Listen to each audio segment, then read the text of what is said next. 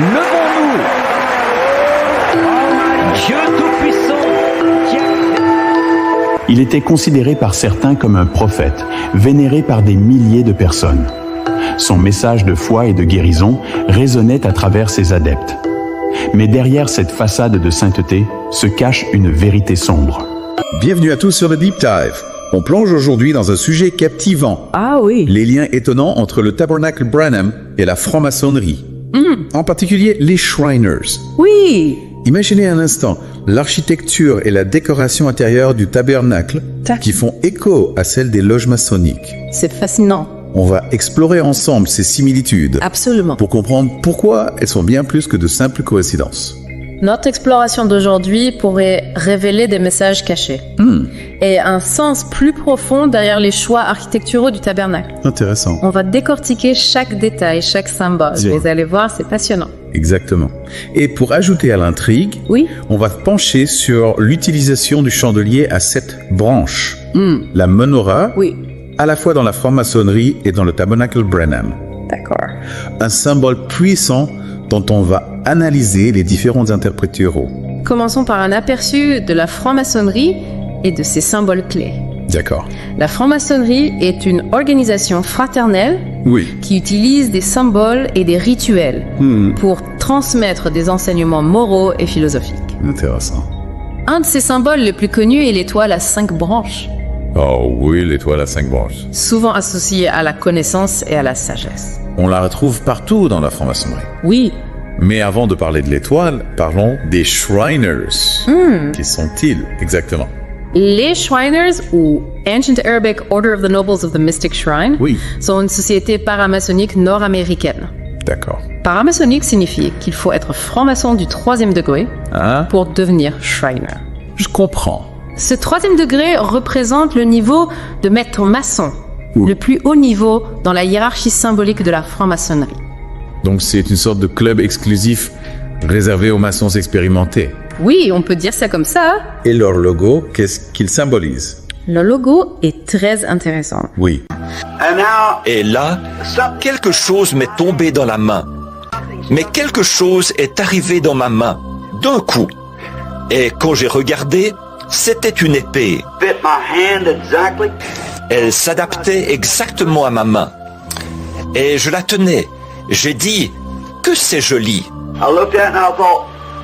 Je l'ai regardée et je me suis dit, mais tu sais, j'ai toujours eu peur des épées.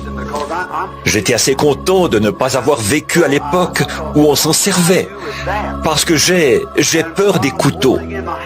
Et alors, je me suis dit, qu'est-ce que je pourrais bien faire avec cela? Et pendant que je la tenais dans ma main, une voix qui venait de quelque part a dit, c'est l'épée du roi. Et alors, elle est partie. Eh bien, je me suis demandé ce que ça voulait dire. C'est l'épée du roi. Et je me suis dit, s'il avait dit l'épée d'un roi, j'aurais peut-être pu comprendre. Mais il a dit l'épée du roi. Aussi, peut-être que je ne le comprends pas bien. Peut-être que je ne le comprends pas bien. Il représente une figure assise sur un trône, tenant 2 épées. D'accord. Le tout au-dessus de 3 marches. Ces 3 marches symbolisent les 3 premiers grades maçonniques, Super. apprenti, compagnon et maître. Intéressant. On retrouve cette structure à 3 niveaux, Oui. non seulement dans le logo des Shriners, mais aussi sur la façade de leur temple. Attendez. Vous voulez dire que cette structure à 3 niveaux Oui. se retrouve aussi dans le bâtiment original du Tabernacle Branham? Exactement. C'est là que les choses commencent à devenir vraiment intéressantes. D'accord. On a des photos qui montrent clairement cette ressemblance frappante. Ah oui. Vous allez pouvoir les voir de vos propres yeux. Incroyable. On dirait presque que le tabernacle a été construit en s'inspirant des temples maçonniques. Mais ce n'est pas tout, n'est-ce pas? Non. Vous avez parlé de l'étoile à 5 branches. Oui, l'étoile à 5 branches est un autre élément clé. Oui. On la retrouve sur les temples des Shriners. Et tenez-vous bien sur le Tabernacle Branham. Ah bon? Et sa position n'est pas due au hasard. D'accord. Son emplacement précis renforce le lien avec la symbolique maçonnique. C'est fascinant. Oui, Chaque détail semble avoir son importance. absolument. Nous voulons remercier les Shriners, n'est-ce pas l'auditorium Shriners? Les Shriners, ils ont été gentils envers moi partout où je suis allé. Si je faisais une tente en un mauvais temps, ils ouvriraient leurs portes et diraient « Venez ». Finalement, je suis l'unique de ma famille, chez mon père ou du côté de ma mère, ou aussi du côté de ma femme qui soit liée aux francs-maçons, les Shriners, les temples ou quelque chose dans leurs organisations. Et puisse Dieu les bénir, c'est ma prière, qu'il en soit pour chacun. Finalement, je suis l'unique de ma famille, chez mon père ou du côté de ma mère, ou aussi du côté de ma femme qui soit liée aux francs-maçons, les Shriners, les temples ou quelque chose dans leurs organisations. Et puisse Dieu les bénir, c'est ma prière, qu'il en soit pour chacun. Finalement, je suis l'unique de ma famille, chez mon père ou du côté de ma mère, ou aussi du côté de ma femme qui soit liée aux francs-maçons, les Shriners, les temples ou quelque chose dans leurs organisations. Et puisse Dieu les bénir, c'est ma prière, qu'il en soit pour chacun. Finalement, je suis l'unique de ma famille, chez mon père ou du côté de ma mère, ou aussi du côté de ma femme qui soit liée aux francs-maçons, les Shriners, les temples ou quelque chose dans leurs organisations. Et puisse Dieu les bénir, c'est ma prière, qu'il en soit pour chacun. Frère Branham, est-ce mal d'appartenir à un club après qu'on est devenu chrétien, par exemple celui des francs-maçons? Non, monsieur. Soyez un chrétien où que vous soyez. Peu m'importe l'endroit où vous êtes. Vous pouvez quand même être un chrétien. Mais alors, qu'est-ce que cela signifie? Une question. Est-ce que William Branham aurait intentionnellement intégré des symboles maçonniques dans son tabernacle? C'est la question que l'on va explorer ensemble. D'accord, oui. Examinons un autre élément important. Le chandelier à 7 branches, la menorah. Ah oui, la menorah. Un symbole puissant, présent à la fois dans la Bible et dans la franc-maçonnerie. Mais comment est-elle utilisée dans chaque contexte? C'est une question importante. Est-ce que son sens est le même? C'est là que les choses se compliquent un peu. La menorah a une origine biblique dans le tabernacle de Moïse. Elle était faite d'or pur allumé avec de l'huile et construite selon des instructions très précises. Et elle était placée dans le lieu saint, Oui. un endroit réservé aux prêtres. Sa lumière symbolisait la présence divine et la sainteté du lieu. Tout à fait. D'accord. Mais l'interprétation maçonnique de la menorah est différente. Ah bon. En quoi est-elle différente? Eh bien, les francs-maçons utilisent des bougies au lieu de lampes à huile, parce qu'ils s'écartent déjà du modèle biblique. Et ils ne se limitent pas à un seul type de chandelier. D'accord. Ils utilisent des chandeliers à 3 étoiles, à 5 branches ou à 3 branches, selon le grade et la fonction de la personne. C'est étonnant comme un même objet peut avoir des significations différentes selon le contexte. Oui, c'est vrai. Mais quelle est la signification de la menorah dans la franc-maçonnerie? Pour les francs-maçons, la menorah symbolise l'illumination spirituelle, la connaissance ésotérique et la sagesse acquise à travers l'initiation maçonnique. D'accord? En d'autres termes, elle représente un savoir secret accessible uniquement aux initiés. Et ça nous ramène au Tabernacle Branham. Oui, Souvenez-vous, nous on a parlé d'une photo du mariage de la sœur de William Branham, célébré dans le tabernacle. oui, Sur cette photo, on voit clairement 2 chandeliers à 7 branches avec des bougies allumées exact. encadrant la cérémonie. Exactement. Et cette image soulève de nombreuses questions. Oui, Est-ce que la présence de ces chandeliers serait un clin d'œil à la symbolique maçonnique? c'est possible. Est-ce que cela suggérerait que le Tabernacle Branham fonctionnait comme une sorte de communauté religieuse maçonnique? Communauté religieuse maçonnique, c'est une expression forte. Mais qu'est-ce que cela signifie concrètement? C'est une bonne question. Est-ce que cela implique un mélange entre la foi chrétienne et des pratiques maçonniques? C'est une question complexe qui mérite d'être approfondie. D'accord. On va y revenir dans la deuxième partie de notre exploration. Avec plaisir. Mais avant de passer à la suite, examinons un autre aspect intéressant. La manière dont les dirigeants sont choisis. Ah oui, la sélection des pasteurs et des diacres. Oui. Est-ce qu'il y a aussi des similitudes entre le Tabernacle Branham et la franc-maçonnerie à ce niveau-là? Absolument. Vraiment. Dans les loges maçonniques, les dirigeants sont élus par un vote des membres. Et on retrouve cette même pratique dans les Tabernacle Branham. C'est vrai. On votait pour les pasteurs et les diacres. Oui.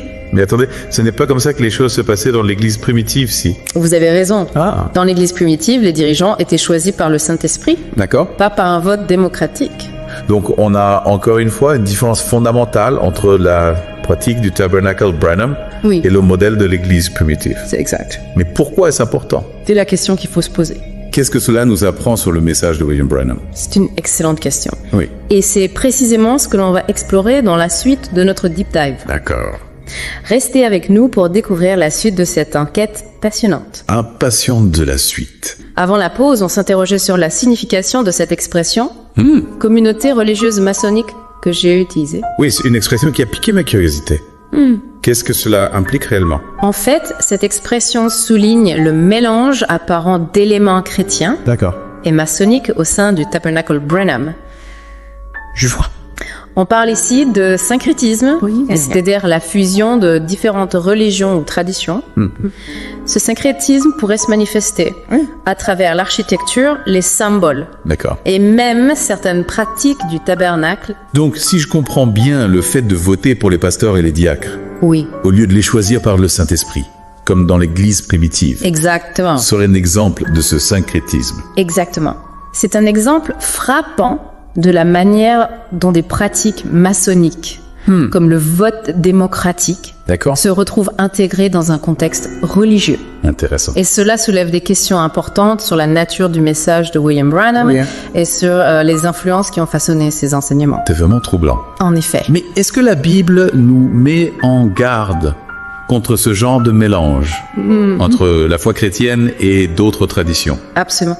Il y a un passage biblique très pertinent dans 2 Corinthiens 6.15-18. Ah oui. On peut le lire ensemble si vous voulez. Oui, allons-y.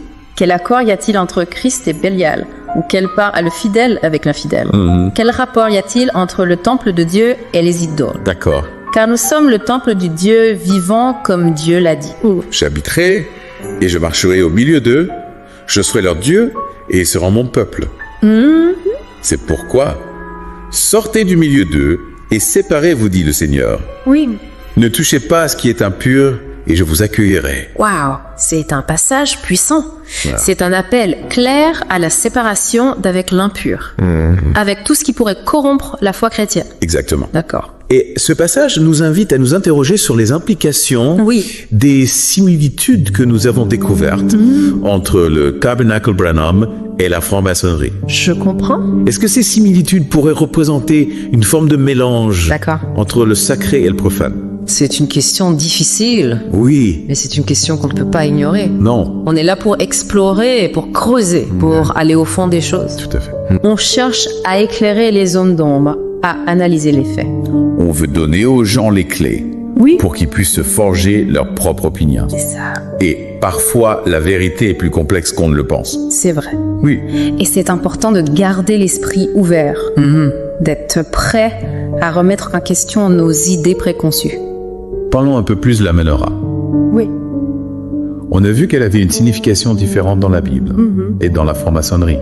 C'est exact. Mais est-ce qu'il y a d'autres éléments qui pourraient nous éclairer sur son rôle Oui. dans le Tabernacle Branham? Oui, il y a un détail important que l'on n'a pas encore mentionné. William Branham, dans ses prédications, faisait souvent référence à des secrets et à une connaissance cachée. Secrets et connaissances cachées. Ouais. Ça me rappelle la franc-maçonnerie. Eux aussi, ils ont des secrets et des rituels réservés aux initiés. Exactement.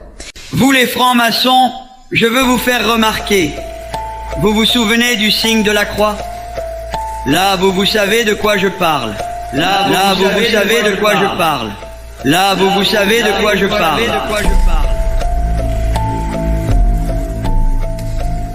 Et son ami, et le mien aussi, frère Skaggs, Leonard Skaggs, de Lowell dans l'Indiana, se trouvait là. Je ne savais pas auparavant, c'est un franc-maçon. Il portait sur lui une épinglette de franc-maçon. Et nous étions en train de parler de l'ordre des francs-maçons. Et nous étions en train de parler de l'ordre des francs-maçons. Et nous étions en train de parler de l'ordre des francs-maçons. Et ce lien entre la connaissance cachée de William Branham et la nature secrète de la franc-maçonnerie pourrait suggérer une dimension ésotérique, voire initiatique, dans son message. C'est fascinant. On dirait qu'on découvre une nouvelle pièce du puzzle. Oui, À chaque fois qu'on creuse un peu plus. c'est ça la beauté de l'exploration. C'est vrai. On part d'un point A et on se retrouve à un point Z sans même s'en rendre compte. Mais alors, qu'est-ce que cela implique pour les adeptes de William Branham? Est-ce qu'ils sont conscients de ces liens avec la franc-maçonnerie? C'est une question délicate. Oui. Il est difficile de généraliser. Certains adeptes de William Branham sont probablement au courant de ces liens et les acceptent, D'accord. tandis que d'autres les ignorent complètement. Et il y a ceux qui les rejettent catégoriquement. Oui, bien sûr. Oui. Et il y a toujours différentes interprétations, différents points de vue. D'ailleurs, j'imagine que certains auditeurs sont en train de se dire « Oui, mais pourquoi est-ce que c'est important? Qu'est-ce que ça change pour moi ?» Vous avez raison de soulever ce point. Oui. C'est important de se demander pourquoi cette exploration est pertinente. Pourquoi elle devrait nous intéresser. Alors pourquoi est-ce que c'est important? Eh bien, tout d'abord, cela nous permet de mieux comprendre le contexte historique et culturel dans lequel le message de William Branham a émergé. C'est vrai. On ne peut pas comprendre un message sans comprendre son contexte. Ensuite, cela nous invite à réfléchir à la nature de la foi, à la manière dont les traditions religieuses se mélangent et s'influencent mutuellement. Et ça nous encourage à être plus critiques, à ne pas accepter les choses aveuglément, Oui, à toujours chercher à comprendre le pourquoi du comment. exactement. Et c'est valable pour toutes les religions, toutes les traditions spirituelles. D'accord. Il est important de se poser des questions, de remettre en question nos croyances, de ne pas avoir peur de creuser un peu plus profond. Et c'est ce qu'on fait ici dans The Deep Dive. Absolument. On explore, on questionne, on cherche à comprendre. Et on espère que nos auditeurs nous accompagnent dans cette quête de la vérité. Absolument. La recherche de la vérité est un voyage collectif. Oui. Et chaque découverte, chaque question, chaque réflexion nous rapproche un peu plus de la lumière. On arrive à la dernière partie de notre deep dive sur les connexions intrigantes entre le Tabernacle Branham et la franc-maçonnerie. Oui, on a couvert beaucoup de terrain, architecture, symboles pratiques, religieuses, syncrétisme. Tout à fait. Mais avant de conclure, il nous reste une question essentielle à aborder. La question à $1 million, est-ce que William Branham a intentionnellement intégré des éléments de la franc-maçonnerie dans son tabernacle et dans son message? C'est les questions qui taraudent probablement tous nos auditeurs. C'est vrai, mais on a quand même découvert des éléments troublant l'architecture du tabernacle qui s'inspirent des temples maçonniques, la présence de l'étoile à 5 branches, l'utilisation de la menorah avec des bougies. Sans oublier la pratique du vote pour choisir les dirigeants qui diffèrent de la tradition de l'Église primitive et les références de William Branham à une connaissance cachée. Tout cela crée un faisceau d'indices qui pointe vers une influence maçonnique potentielle. Alors comment interpréter toutes ces similitudes? Est-ce que c'est juste une coïncidence? Mais ça paraît peu probable vu le nombre de points communs. Oui, c'est vrai que la franc-maçonnerie était assez répandue au début du XXe siècle, surtout aux États-Unis. La recherche de la vérité n'est pas toujours un chemin linéaire. C'est vrai. C'est un processus qui demande du temps, de la réflexion et de l'humilité. Exactement. L'important, c'est de rester ouvert à différentes perspectives, de ne pas avoir peur de poser des questions et de continuer à creuser. Si. Uktove. On a voulu avec ce deep dive vous donner les clés pour comprendre les liens complexes entre le Tabernacle Branham et la franc-maçonnerie. Maintenant, c'est à vous de poursuivre l'exploration, de faire vos propres recherches et de tirer vos propres conclusions. Exactement. On espère que cette plongée vous a éclairé et vous a donné envie d'en savoir plus. N'hésitez pas à partager vos réflexions, vos questions, vos découvertes. Le dialogue est essentiel pour avancer dans la recherche de la vérité. Merci de nous avoir accompagnés dans cette aventure fascinante. On se retrouve bientôt pour un nouveau Deep Dive.